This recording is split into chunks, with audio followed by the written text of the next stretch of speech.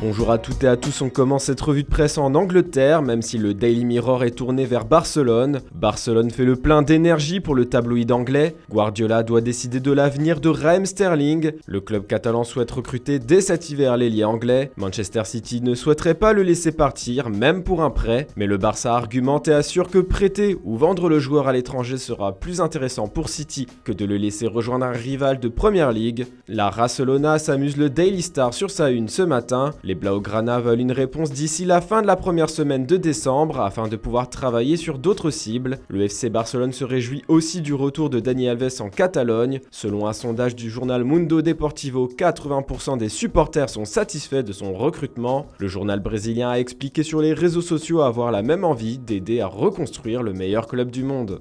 En Espagne, le journal Sport présente sur sa une la détermination du sélectionneur Luis Enrique. Le finaliste de la dernière Ligue des Nations compte bien prendre les 3 points. Même si nous avons besoin d'un petit point contre la Suède, nous ferons tout pour les battre, a déclaré le coach espagnol. En route pour la Coupe du Monde, titre le quotidien.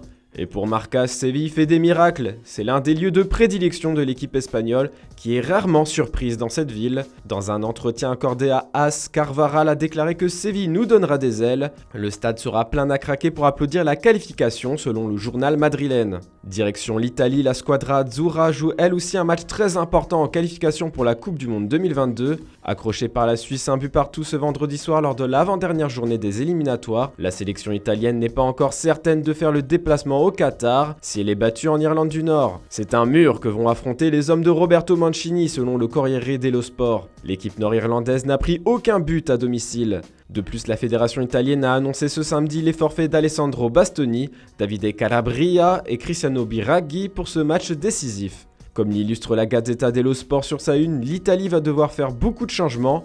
Des changements, il va aussi en avoir du côté de l'Inter Milan. Le journal au papier rose rapporte que les dirigeants nerazzurri vont viser les joueurs en fin de contrat. Le portier camerounais André Onana serait la priorité du club. Il pourrait être suivi de Matthias Ginter qui a décidé de mettre fin à son aventure avec le Borussia Mönchengladbach. Jesus Corona, l'attaquant de Porto, serait lui aussi dans les petits papiers de l'Inter. Le Portugal aussi compte bien se qualifier dès ce soir en Coupe du Monde. Allons au Qatar, s'exclame le journal Record. En cas de défaite lors du match décisif contre la Serbie, les Portugais passeraient une nouvelle fois par le périlleux exercice des barrages.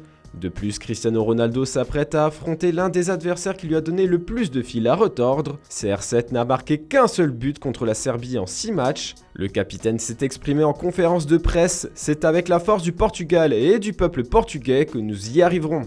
La Belgique, elle, a déjà empoché son billet pour le Qatar hier soir, 3-1 contre l'Estonie. Les Diables décrochent leur ticket, s'est réjoui ce matin le journal belge Les Dernières Heures. L'une des qualifications les plus simples selon le quotidien. Le prochain rassemblement amènera encore plus de surprises puisque le sélectionneur Roberto Martinez a confirmé qu'en mars, seuls les Diables à moins de 50 caps seront appelés. Bien évidemment, une autre équipe s'est qualifiée pour la Coupe du Monde, une équipe qui va défendre son titre, ce sont les Bleus. L'équipe de France a impressionné l'Europe en écrasant le Kazakhstan non pas 3 ou 5-0 mais 8-0. Un joueur a surtout impressionné l'Europe, c'est Kylian Mbappé. Il est présent sur toutes les unes françaises. C'est Kylian Airways s'amuse l'équipe en une ce matin. Pour le Progrès, Mbappé offre la qualification sur un plateau. Le Parisien grand 8 avant le Qatar. Pour l'Est républicain, suivez le guide. Embarquement pour Doha, titre l'Union.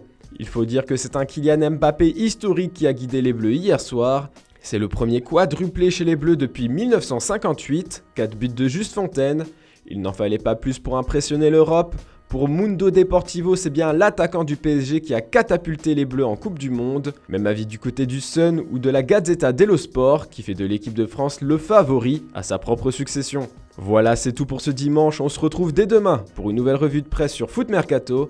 Pour rien manquer, n'oubliez pas de liker et de vous abonner. On vous prépare plein de nouvelles vidéos. Bonne journée à toutes et à tous.